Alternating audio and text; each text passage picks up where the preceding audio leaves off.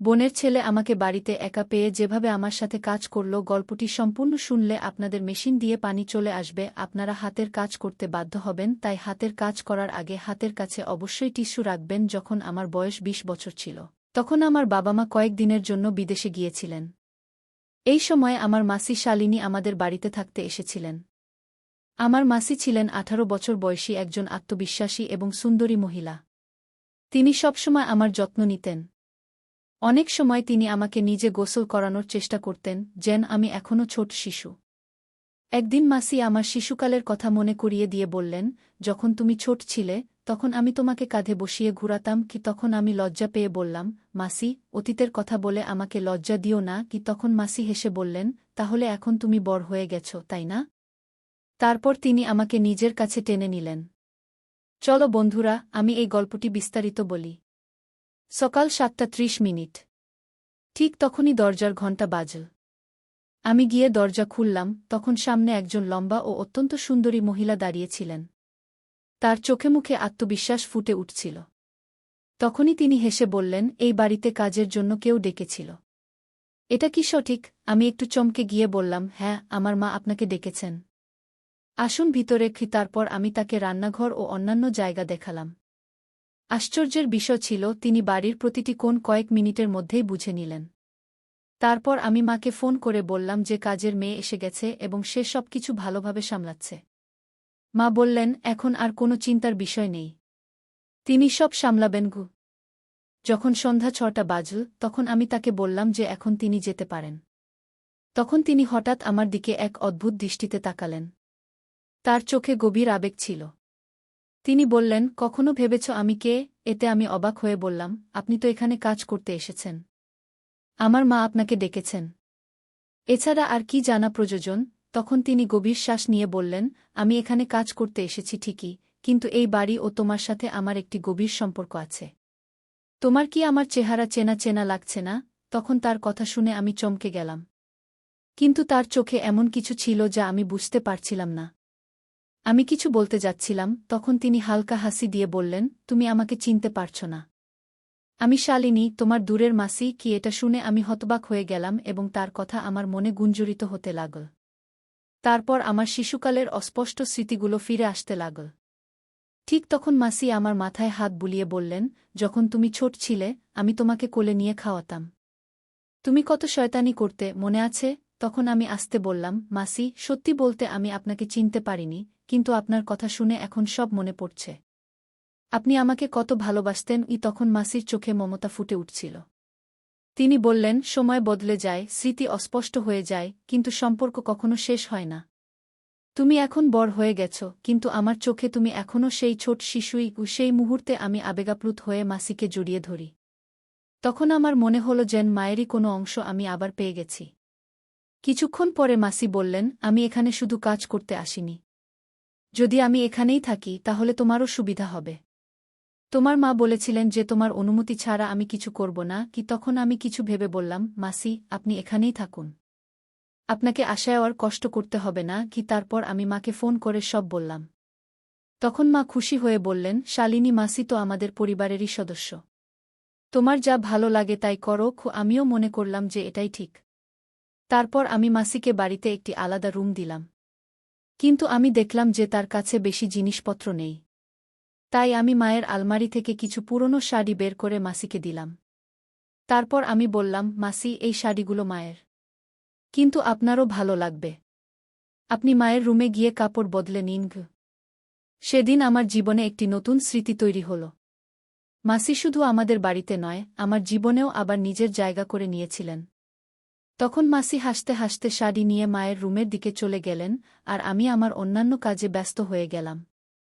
কিন্তু কয়েক মিনিট পরে আমার মনে পড়ল যে আমার ফোনের চার্জার মায়ের রুমে রাখা আছে। তখন আমি তাড়াহুড়ো করে কিছু না ভেবেই মায়ের রুমের দিকে গেলাম। যেই আমি দরজা খুললাম, আমি হঠাৎ থেমে গেলাম, কারণ মাসি সেই সময় শাড়ি বদল করছিলেন। আমি তৎক্ষণাৎ পিছিয়ে গেলাম এবং ঘাবড়ে গিয়ে বললাম, সরি মাসি, আমি জানতাম না আপনি এখানে আছেন। কি? তখন মাসি হালকা হেসে বললেন, এতে এত লজ্জার কি আছে? তুমি তো আমার নিজেরই। দেখো, এই শাড়ি আমার উপর কেমন লাগছে? তখন আমি লজ্জায় নতনয়নে বললাম, মাসি, আপনি খুব সুন্দর দেখাচ্ছেন। আপনি যাই পরেন না কেন তা আপনার উপর ভালোই মানায়। তখন মাসি হেসে উঠলেন, আর তার সেই হাসি ও স্নেহময় দৃষ্টি আমাকে মনে করিয়ে দিল যে পরিবারে একে অপরের সাথে থাকার কতটা মূল্য রয়েছে। মাসি মায়ের পুরনো শাড়ি পরে বাইরে এলেন। সেই সাধারণ শাড়িও তার ব্যক্তিত্বে এক আলাদা জ্যোতি যোগ করছিল। তার বয়স ছিল ৩৮ বছরের। কিন্তু তার আত্মবিশ্বাস ও হাসি তাকে এখনও ৫০ বছরের মতো আকর্ষণীয় করে রেখেছিল। আমি তাকে দেখে বললাম, মানসী, সত্যি আপনি খুব ভালো লাগছেন। মনে হচ্ছে এই শাড়ি যেন আপনার জন্যই তৈরি। মানসী হেসে বললেন, তোমার এই কথাগুলো আমার দিনকে আরও সুন্দর করে তুলছে। মায়ের শাড়ি তো সবসময় বিশেষ, কিন্তু তোমার প্রশংসা এটাকে আরও বিশেষ করে দিয়েছে গি। এরপর কয়েকদিন এমনই কেটে গেল। তখন পর্যন্ত মাসি বাড়িটাকে এমনভাবে সামলাচ্ছিলেন যেন এটি তার নিজের বাড়ি। এই দিনগুলোতে আমি তার কাছ থেকে অনেক কিছু শিখেছি। এক সন্ধ্যায় মাসি আমার ঘরে এসে বললেন, তুমি জানো তোমার শৈশব কেমন ছিল? তুমি কত শয়তানি ছিলে। তোমার ছোটবড় সব ইচ্ছা পূরণ করা যেন আমার সবচেয়ে বড় দায়িত্ব ছিল। তখন তার কথা শুনে আমি হেসে উঠলাম। তার সাথে শৈশবের স্মৃতি আবারও সজীব হতে লাগল। এক সকালে মাসি আমার ঘরে এসে বললেন, অক্ষয়, তুমি সবসময় বলো যে আমি যেন এই বাড়িটাকে নিজের বাড়ি ভাবি। তাহলে আজ আমাকে তোমার একটু যত্ন নিতে দাও। তোমার চুল সবসময় এলোমেলো থাকে। আজ আমি তোমার চুল ঠিক করে দিই। তখন আমি হেসে বললাম, ঠিক আছে মাসি, আপনি যদি এতই চান তবে আমি কিছু বলবো না। এরপর আমি মাথা নত করলাম, আর মাসি তার কোমল হাতে আমার চুল সাজাতে লাগলেন। তখন তার স্পর্শ আমাকে আবার শৈশবের স্মৃতিতে নিয়ে গেল। তার ভালোবাসা ও যত্নের অনুভূতি আবারও সজীব হয়ে উঠল। কিছুদিন পর এক সন্ধ্যা ৬:০০ আমি আমার বন্ধুর জন্মদিনের পার্টিতে যাওয়ার জন্য প্রস্তুত হচ্ছিলাম। তখনই মাসি এসে বললেন, তুমি কোথায় যাচ্ছ? আমাকে তো কখনো বাইরে নিয়ে যাও না। আমিও তোমার সাথে পার্টিতে যেতে পারি। তখন আমি হেসে বললাম, মাসি, আপনি তো এই বাড়িটাকে মানেন, তাহলে স্বাভাবিকভাবেই আপনি আমার জীবনেরও অংশ। আপনি যদি চান তবে কোনো দিন আমরা একসাথে ঘুরতে যেতে পারি। মাসি হেসে বললেন, তুমি যদি বলো তবে আমি আজই তোমার সাথে যেতে পারি। এতে আমি বললাম, ঠিক আছে, কিন্তু এই পার্টিটি একটু মডার্ন টাইপের হবে। আপনি সেখানে নিজেকে স্বাচ্ছন্দ্য বোধ করবেন তো? মাসি আত্মবিশ্বাসের সাথে বললেন, কেন নয়? আমাকে শুধু একটু প্রস্তুত হওয়ার সময় দাও। এরপর আমি মায়ের ঘর থেকে একটি সুন্দর শাড়ি বের করে মাসিকে দিলাম। তিনি শাড়ি নিয়ে ঘরে চলে গেলেন। কিছুক্ষণ পর যখন তিনি বাইরে এলেন, আমি তাকে দেখে অবাক হয়ে গেলাম।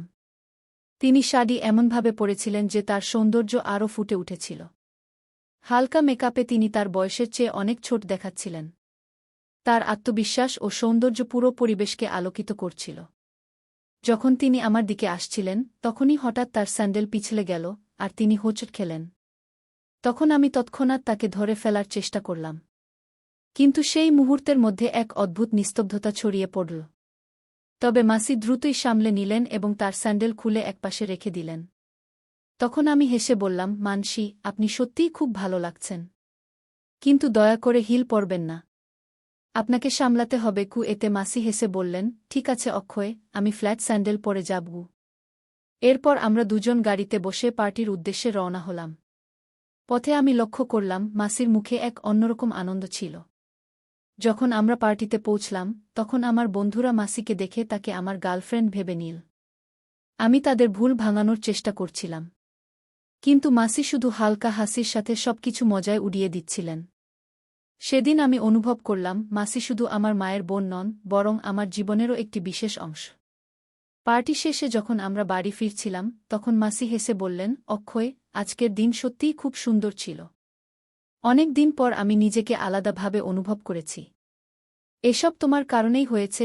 আমি হেসে বললাম, মাসি, তুমিও তো বাড়িটাকে ভালোবাসা ও আত্মীয়তার মাধুর্যে ভরে দাও। তোমার সাথে সময় কাটানো আমার জন্য খুব বিশেষ। এরপর কিছুক্ষণ পর আমি মজা করে জিজ্ঞাসা করলাম, মাসি, তুমি সবাইকে কেন বললে যে তুমি আমার গার্লফ্রেন্ড? মাসি হেসে বলল, যখন তোমার বন্ধুরা আমাকে তোমার গার্লফ্রেন্ড ভেবে নিল, তখন তোমার মুখের ভাবটা দেখার মতো ছিল। তুমিও তাদের এই ভুল বোঝাবুঝিতে মজা পাচ্ছিলে। তাই আমিও এটা বজায় রাখলাম।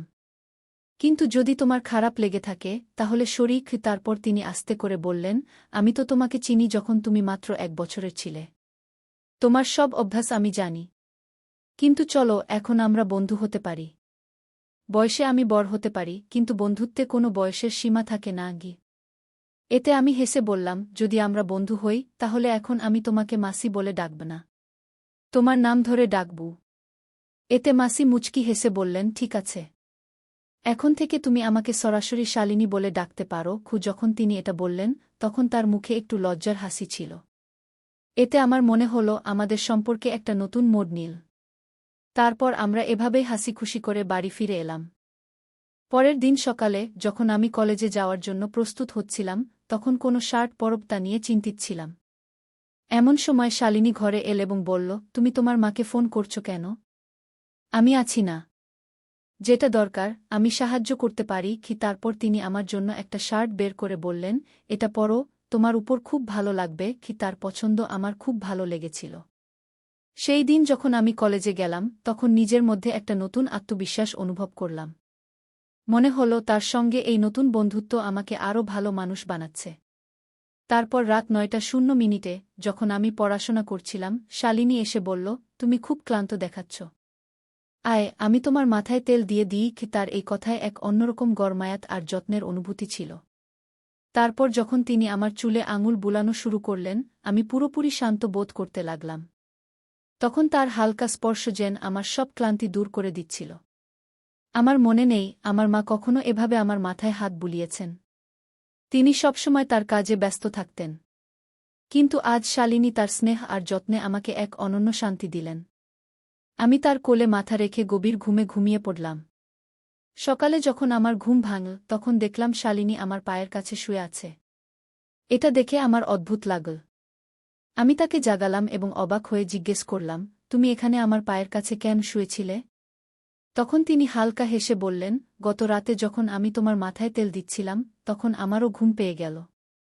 আর আমি এখানেই ঘুমিয়ে পড়লাম কি? তখন তার মুখে এক শান্তি ছিল, কিন্তু তার চোখে একটু বিষাদও ফুটে উঠছিল। তারপর তিনি আমাকে একটা প্রশ্ন করলেন যা আমাকে ভাবতে বাধ্য করল। গতকাল যখন আমি তোমার কাঁধে হাত রাখলাম তুমি তৎক্ষণাৎ ঘুমিয়ে পড়লে। তোমার মা কি কখনো তোমার মাথার মালিশ করতেন? তিনি কি তোমাকে সময় দিতেন? তখন আমি না ভেবেই বললাম, না, এমন কিছু নয়। আমার মা সবসময় আমার খেয়াল রাখেন। যদিও সত্যি কথা হলো আমার মা তার কাজে এত ব্যস্ত থাকতেন যে তিনি কখনোই আমার সঙ্গে এভাবে সময় কাটাননি।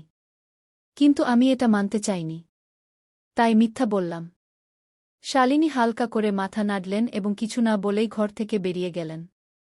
কিছুক্ষণ পর আমরা দুজনেই নাস্তার প্রস্তুতি নিচ্ছিলাম, এমন সময় হঠাৎ দরজার ঘণ্টা বাজল।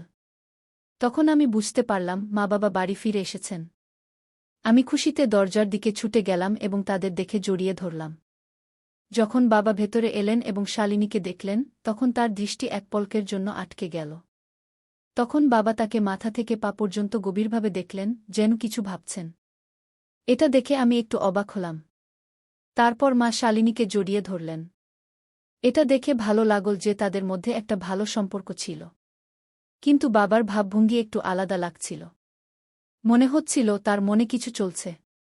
সেই দিনের পর আমি বুঝতে পারলাম শালিনীর আশায় শুধু আমার নয়, পুরো পরিবারের পরিবেশ বদলে যাচ্ছে। তখন আমাদের বাড়িতে সবার মধ্যে ভালো বোঝাপড়া ছিল। কিন্তু রাত 9টার খাবারের সময় আমি আবার লক্ষ্য করলাম বাবা শালিনীকে এক অন্যরকম দৃষ্টিতে দেখছিলেন। তার দৃষ্টিতে রাগ বা সন্দেহ ছিল না, কিন্তু এমন কিছু ছিল যা আমাকে অস্থির করে তুলল। আমি বুঝতে পারছিলাম না বাবা তাকে এভাবে কেন দেখছেন। খাওয়ার পর বাবা তার ঘরে চলে গেলেন। কিন্তু শালিনী তখনও রান্নাঘর পরিষ্কার করছিলেন। তখন আমি দেখলাম তিনি কত পরিশ্রম আর যত্ন সহকারে সবকিছু সামলাচ্ছেন। তার এই সরলতা আর দায়িত্ববোধে বাড়িতে এক শান্তি ছড়িয়ে পড়েছিল। কিছুক্ষণ পর তিনিও তার ঘরে চলে গেলেন। তখন আমার মনে অনেক প্রশ্ন জেগে উঠল। অনেক ভেবেচিন্তে আমি তার ঘরের দিকে গেলাম। দরজা খুলতেই তিনি একটু চমকে গেলেন এবং বললেন, তুমি হঠাৎ এখানে? তখন আমি হেসে বললাম, ভয়ের কিছু নেই। আমি অক্ষয়। শুধু তোমার সাথে একটু কথা বলতে চেয়েছিলাম কি? তখন শালিনী হালকা করে হেসে বলল, তুমি এত চুপচাপ এসেছিলে যে আমাকে একটু ভয় লাগছিল। বলো, কি কথা বলতে চেয়েছিলে? তখন আমি বললাম, কোনো বিশেষ কথা নয়। আজ সারাদিন তোমার সাথে বেশি কথা হয়নি, তাই ভাবলাম দেখা করে আসি। এতে তিনি বললেন, ঠিক আছে, যদি তোমার কোনো কিছুর প্রয়োজন হয় তবে বলে দিও, রাত হোক বা দিন। তাদের এই স্বাভাবিক আচরণ ছিল, কিন্তু তাদের কথাগুলো আমার মনে অনেক প্রশ্ন জাগিয়ে দিল। তারপর আমি চুপচাপ আমার ঘরে ফিরে এলাম। পরের দিন সকাল 7:30 হয়ে গিয়েছিল, কিন্তু এখনও নাস্তা তৈরি হয়নি। সাধারণত শালিনী সকাল 6:30 মধ্যে নাস্তা দিয়ে দেয়া। কিন্তু আজ 7:30 হয়ে যাওয়ার পরও কিছু এলো না। তখন আমি দেখার জন্য রান্নাঘরে গেলাম। যেই আমি ভিতরে ঢুকলাম, আমি দেখলাম শালিনী মাথা নিচু করে দাঁড়িয়ে আছে, যেন গভীর চিন্তায় ডুবে আছে। এটা দেখে আমি জিজ্ঞেস করলাম, কি হয়েছে? তখন তিনি আস্তে করে বললেন, তোমার বাবা। তাদের কথা শেষ হওয়ার আগেই বাবা রান্নাঘরে চলে এলেন। তাকে দেখামাত্র শালিনী তৎক্ষণাৎ অন্যদিকে তাকাতে লাগল। আমি কাল রাত থেকেই বাবার চোখে একটা অদ্ভুত পরিবর্তন অনুভব করছিলাম। শালিনী শুধু আমার মায়ের বোনই নয়, এখন আমাদের বন্ধুত্বও গভীর হয়ে গিয়েছিল। আমি তাদের সাথে কোনো রকমের খারাপ আচরণ মেনে নিতে পারতাম না। তারপর রাত 9টা বাজে যখন আমি ঘুমাতে যাবার জন্য উঠলাম, আমার মন অশান্ত ছিল। আমি ভাবলাম শালিনীর ঘরের দিকে একবার দেখে আসি। যখন আমি তার ঘরের কাছে পৌঁছালাম, তখন যা দেখলাম তা আমার মনে সন্দেহ তৈরি করে দিল। বাবা শালিনীর ঘরে ছিলেন এবং তাকে টাকা দিচ্ছিলেন। এটা দেখে আমি বুঝতে পারলাম না যে বাবা তাকে টাকা কেন দিচ্ছেন। এমন কি কিছু হয়েছিল কিনা যার জন্য সে ভয় পাচ্ছিল? তখনই আমি শুনলাম শালিনী বলছিল, যতক্ষণ না আমি অক্ষয়ের সাথে কথা বলতে পারব, ততক্ষণ আমি এই বাড়ি ছাড়ব না। কি তাদের এই কথা শুনে আমার মনে অনেক প্রশ্ন জাগতে লাগল। সে কি সত্যিই আমার জন্য কিছু অনুভব করে, নাকি অন্য কোনো কথা আছে যা সে আমার কাছ থেকে লুকিয়ে রাখছে? আমি এখন আর নিজেকে সামলাতে পারলাম না এবং সোজা ঘরে চলে গেলাম। গিয়ে আমি বাবাকে জিজ্ঞেস করলাম, আপনি এখানে কি করছেন? ঠিক তখনই মা ভিতরে চলে এলেন। তখনই তার মুখের অভিব্যক্তি হঠাৎ করে বদলে গেল। পুরো ঘরে একটা অদ্ভুত নীরবতা ছেয়ে গেল। তখন মা এবং বাবা আমাকে বললেন, তুমি তোমার ঘরে যাও। কিন্তু আমি এখন পিছিয়ে যাবার মতো ছিলাম না। আমি দুইভাবে বললাম, আমি এখন আর শিশু নই। আমাকে সত্য জানতে হবে। এখানে কি হচ্ছে? আর বাবা, আপনি শালিনীর সাথে কি করেছেন? আমার কথা শুনে পুরো ঘরে আরও নীরবতা ছেয়ে গেল। তখন শালিনী এগিয়ে এল এবং আমাকে জড়িয়ে ধরে ফুপিয়ে ফুপিয়ে কাঁদতে লাগল। তখন তার চোখ থেকে অবিরাম অশ্রু ঝরছিল এবং তার কণ্ঠে গভীর ব্যথা ছিল। তিনি কাঁপতে কাঁপতে বললেন, অক্ষয়, এই বাড়িতে শুধু তুমিই আছ যে আমাকে বোঝে। যেদিন থেকে আমি এখানে এসেছি, আমি তোমাকে সব বলতে চেয়েছিলাম, কিন্তু চুপ ছিলাম। তার কণ্ঠে এমন একটা ব্যথা ছিল যেন তিনি বছরের পর বছর ধরে ভিতরে ভিতরে কিছু সহ্য করে আসছেন। তার কথা শুনে আমার হৃদয় খুব ভারী হয়ে গেল। এখন আমি সত্য জানতে প্রস্তুত ছিলাম। কিন্তু এই সত্য কি আমার প্রত্যাশার চেয়েও বড় এবং চমকপ্রদ হবে? এটা ভেবে আমি হতবাক হয়ে গেলাম। তখন আমি শালিনীকে শান্ত করার চেষ্টা করে বললাম, যদি কেউ তোমার সাথে অন্যায় করে থাকে, তবে আমি তা কখনোই সহ্য করব না। তখন শালিনী আমাকে এমন একটি সত্য বলল যা আমার পুরো দুনিয়া কাঁপিয়ে দিল। তিনি বললেন, অক্ষয়, যাদের তুমি তোমার মা বাবা মনে করো তারা তোমার আসল মা বাবা নয়। তুমি আমার বড় বোন সুনিতার ছেলে। সুনিতা আগে এই বাড়িতে কাজ করত। সে যমজ সন্তানের জন্ম দিয়েছিল এবং তোমার মা বাবা তাদের মধ্যে একজনকে দত্তক নিয়েছিলেন। এখন আমি তোমার অন্য ভাইয়ের দেখাশোনা করছি এবং তোমারও দেখাশোনা করতে চাই। এটা শুনে আমি পিছিয়ে গেলাম এবং গভীর শ্বাস নিয়ে বললাম, তোমার কথায় কি করে বিশ্বাস করব? হতে পারে তুমি আমার মায়ের মতো, কিন্তু আমি আমার জীবন তোমার কারণে নষ্ট করতে পারব না। তারপর আমি আরও বললাম, তুমি বলছো যে আমার মা বাবা আসল নয়। কিন্তু তারা আমার জন্য যা করেছেন সেটি আমার প্রকৃত বাবা মায়ের চেয়ে কম নয়। তারা আমাকে ভালোবাসা আর যত্ন দিয়ে বড় করেছেন। আমি তাদের প্রতি চিরকাল কৃতজ্ঞ থাকব। তুমি শুধু আমাদের পরিবার ভাঙার চেষ্টা করছেন। আমি আপনার কথায় বিশ্বাস করতে পারছি না। আমার এই কথাগুলো শালিনীকে আরও ভেঙে দিয়েছে। তার চোখে গভীর হতাশা দেখা দিয়েছিল। কিন্তু এবার তিনি কিছু বললেন না, কারণ আমার কথাগুলো তাকে ভিতর থেকে নাড়া দিয়েছে। তখন আমার বাবা মা সিদ্ধান্ত নিলেন শালিনীকে পুলিশে দিতে। কিন্তু আমার যমজ ভাইয়ের কারণে তিনি কিছুটা রেহাই পেলেন, কারণ তিনি বছরের পর বছর ধরে তার দেখাশোনা করে এসেছেন। বাবা বললেন, আমার ভাই সঠিক পথে ছিল না, কারণ শালিনী তাকে সঠিকভাবে লালনপালন করেনি। তাকে সঠিক সংস্কার ও শিক্ষা না দেওয়ায় সে ভুল পথে চলে গিয়েছিল। চুরি, খারাপ সঙ্গ এবং টাকার লোভে অন্যের বাড়িতে যাওয়ার অভ্যাস তার জীবনের অংশ হয়ে গিয়েছিল। কয়েক বছর আগে যখন মা আমাদের ছেড়ে চলে গিয়েছিলেন, তখনও শালিনী দায়িত্ব নেয়নি। বাবা আরও বললেন, শালিনী আগেও তার কাছ থেকে টাকা নিত। কিন্তু তিনি কখনো সেই টাকার সঠিক ব্যবহার করেননি। যদি সে সেই টাকা ও সুযোগের মূল্য বুঝতেন, তাহলে আজ আমার ভাই একজন ভালো মানুষ হতে পারতেন কি। এবারও যখন সে টাকা চাইতে এল, বাবা কঠোর ভাষায় বললেন, শালিনী, আমরা তোমার কোনো ব্ল্যাকমেইল সহ্য করব না। তোমাকে আমাদের জীবন থেকে দূরে চলে যেতে হবে গি। এরপর মা ও বাবা শালিনীকে চিরতরে বাড়ি থেকে বের করে দিলেন। এখন আমার মনে তার জন্য কোনো সহানুভূতি অবশিষ্ট নেই, কারণ তার মিথ্যা প্রকাশ পেয়ে গেছে এবং তিনি শুধু একজন স্বার্থপর মানুষ হিসেবে আবির্ভূত হয়েছেন। যখন আমার বাবা মা আমাকে দত্তক নিয়েছিলেন, তখন তারা শালিনীকেও টাকা দিয়েছিলেন। কিন্তু তিনি তা সঠিকভাবে ব্যবহার করেননি। যদি শালিনী আমার ভাইয়ের সঠিক লালনপালন করতেন, তাহলে হয়তো তার জীবন অন্যরকম হতো। কিন্তু আমার বাবা মা কখনো হাল ছাড়েননি। তারা শুধু আমাকে নয়, আমার ভাইকেও একটি নতুন জীবন দিতে চেষ্টা করেছেন। শেষ পর্যন্ত তাদের সিদ্ধান্ত সঠিক প্রমাণিত হয়েছে। তারা শালিনীকে আমাদের জীবন থেকে দূরে সরিয়ে দিয়েছেন। এই ঘটনার পর আমি আমার বাবা মাকে আরও বেশি সম্মান করতে শুরু করেছি। তারা আমাকে ও আমার ভাইকে যে নিরাপত্তা ও ভালোবাসা দিয়েছেন তা অতুলনীয়।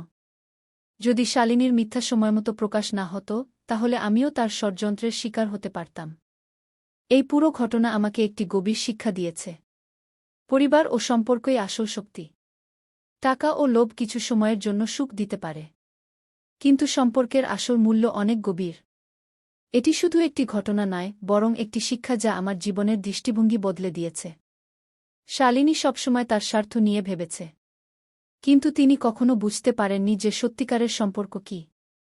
জীবনে অনেকবার আমরা এমন মানুষের দেখা পাই যারা শুধু নিজের সুবিধার জন্য সম্পর্ক বজায় রাখে।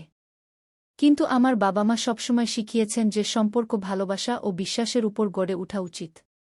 যখন শালিনীর আসল চেহারা প্রকাশ পেয়েছিল, তখন আমি বুঝতে পেরেছিলাম যে আমার বাবা মা আমাকে ও আমার ভাইকে সবসময় ভালোবাসা ও যত্ন দিয়েছেন এবং আমাদের সেই জীবন দিয়েছেন যা আমরা প্রাপ্ত। এই ঘটনা আমাকে শিখিয়েছে যে জীবনকে সুন্দর করতে সম্পর্কে সততা ও বিশ্বাস অপরিহার্য। স্বার্থ ও মিথ্যা দিয়ে কোনো সম্পর্ক টিকে না। তো বন্ধুরা, এটা ছিল আমাদের আজকের গল্প। আপনি এই গল্পটি কেমন লাগল? কমেন্ট করে অবশ্যই জানাবেন। যদি ভালো লেগে থাকে তাহলে লাইক করুন এবং বন্ধুদের সাথে শেয়ার করুন। এরকম আরও রোমাঞ্চকর গল্পের জন্য আমাদের চ্যানেল সাবস্ক্রাইব করুন এবং বেল আইকন টিপতে ভুলবেন না, যাতে আপনি আমাদের কোনো গল্প মিস না করেন। ধন্যবাদ।